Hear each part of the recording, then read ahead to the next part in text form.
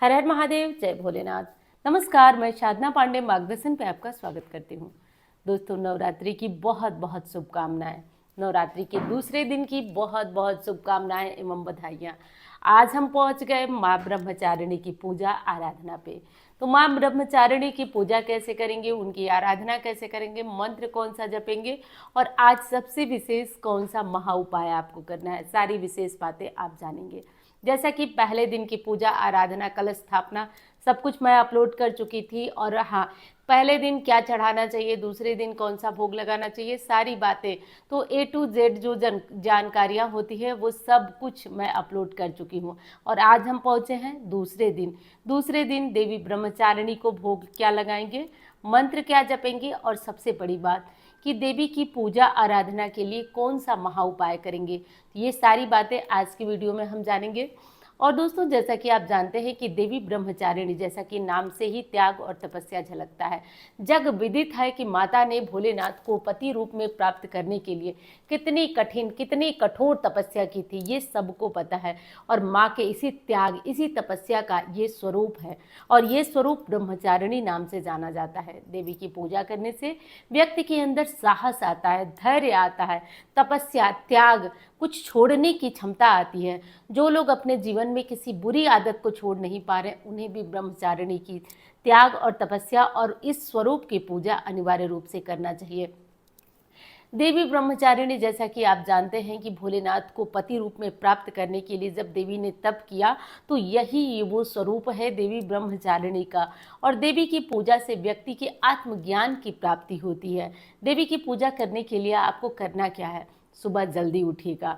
जल्दी उठने के बाद आपको करना यह है कि आप अपने जो भी लाल पीले कपड़े पहने, वैसे अगर कलर की बात कर लेते हैं तो आज देवी को हल्के सफ़ेद रंग के वस्त्र पहनकर पूजा कर सकते हैं, या फिर सुहागिन महिलाएं सफ़ेद वस्त्र ना पहने तो हल्के क्रीम कलर के वस्त्र पहनकर आप पूजा कर सकते हैं। तो आज हल्के रंग का वस्त्र पहनिए, हल्के रंग का वस्त्र पहन लीजिए। और घर के मंदिर में बहुत प्रश्न आता है कि कैसे करें अलग अलग स्वरूप की पूजा। देखिए, सब देवी के अलग अलग स्वरूप हैं, यानी देवी एक ही है, बस अलग अलग उद्देश्य के लिए अलग अलग देवी का स्वरूप धारण हुआ है।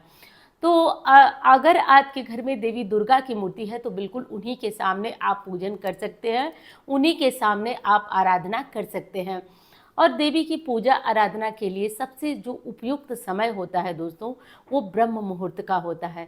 तो जैसा कि आज जानेंगे, 6:45 से देवी की पूजा का जो शुभ मुहूर्त है, 6:45 से और 7:34 तक शुभ मुहूर्त है। 7:34 सुबह की पूजा का तो शुभ मुहूर्त भी मांगते हैं आप लोग।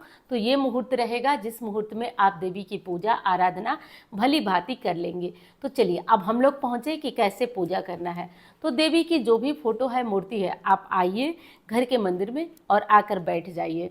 3 बार आचमन करिए। आचमन कैसे किया जाता है, तो दाहिने हाथ की सहायता से बाएं हाथ में जल लीजिए और जल लेकर के 3 बार अपने मुंह में डालिए। और नहीं कर पाते हैं तो केवल थोड़ा सा जल लेकर ओम अपवित्रो पवित्रो वा बोलते हुए आप पवित्र हो जाइए, आप शुद्ध हो जाइए।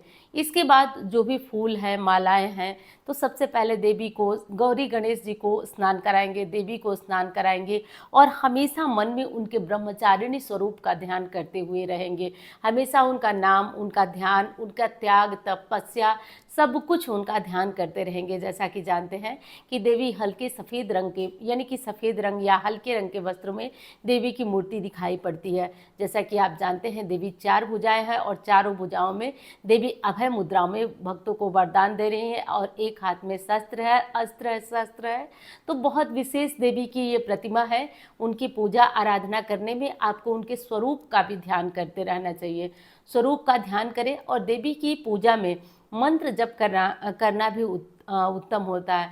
वैसे तो पूरी नवरात्रि आप कोई ना कोई मंत्र जप रहे होंगे। अगर प्रतिदिन मंत्र न जप पाए, तो जैसे अलग अलग स्वरूप का मैं मंत्र बताऊंगी, तो आप अलग अलग स्वरूप का मंत्र न जप पाएँ तो आप जो भी मंत्र जपते हैं जप लीजिए। कम से कम जो मंत्र मैं प्रतिदिन के हिसाब से बताती हूँ, कम से कम 11 बार या 5 बार इन मंत्रों को जप लीजिए। तो मंत्र है ओम ऐं ह्रीं क्लीं चामुंडाय विचे। आप इस नवार्ण मंत्र का जप भी कर सकते हैं, या फिर या देवी स्वरूभूतेषु ब्रह्मचारिणी रूपेण संस्था नमस्तस्यै नमस्तस्यै नमस्तस्यै नमो नमः।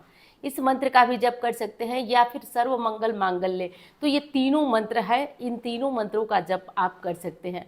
सबसे अच्छा है या देवी ब्रह्मचारिणी रूपेणी संस्था नमस्तस्यै नमस्तस्यै नमस्तस्यै नमो नमः। आप जपते रहिए, और पूरे दिन में अगर आप 3 बार, 11 बार, 21 बार भी जप लेते हैं तो उत्तम। बाकी कोई एक ऐसा मंत्र ले लीजिए जिस मंत्र को आप कम से कम 1 माला, 3 माला, या मैं कहूँगी 11 माला आप इस मंत्र का जप अनिवार्य रूप से करिए। देवी को किस रंग का पुष्प चढ़ाएंगे? तो दोस्तों आज देवी को चंपा चमेली के फूल भी चढ़ा सकते हैं, और वैसे तो कहें तो लाल फूल देवी के विशेष प्रिय है। लाल गुड़हल के फूल, इससे देवी विशेष प्रसन्न होती हैं। मानसिक शांति के लिए जो सफ़ेद चमेली के फूल होते हैं उनसे देवी की पूजा की जाती है, इससे मानसिक शांति मिलती है। तो देवी के इस स्वरूप का पूजन करते समय आपको इनका ध्यान जरूर करना है। तो देवी शांत सौम्य मुद्रा में बैठी हुई हैं, और इनके स्वरूप का ध्यान आपको अनिवार्य रूप से करना है। तो ये हो गया आपका मंत्र और रंग हम जान गए। अब देवी को भोग क्या लगाएंगे?